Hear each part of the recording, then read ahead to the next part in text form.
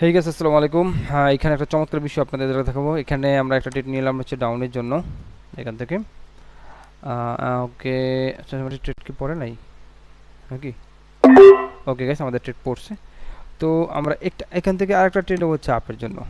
আসলে অনেক উপরে বলছে, যাই হোক, মার্কেট আমার এই দুইটা ট্রেডের মাঝখানে ক্লোজিং দিবে, ঠিক আছে? এইটা হচ্ছে অ্যানালাইসিস। হ্যাঁ, আমি আধা ঘন্টা সময় ধরে মার্কেটটা দেখছিলাম, এরকম একটা ট্রেড নেওয়ার জন্য অপেক্ষা করছিলাম। তো দেখেন, এখান থেকে হচ্ছে আমি ডাউনের জন্য ট্রেড নিচ্ছি একটা, এবং এখান থেকে আপে নিচ্ছি। তো মার্কেটে কি করবে, আমার মাঝখানে ক্লোজিং দিবে, ঠিক আছে?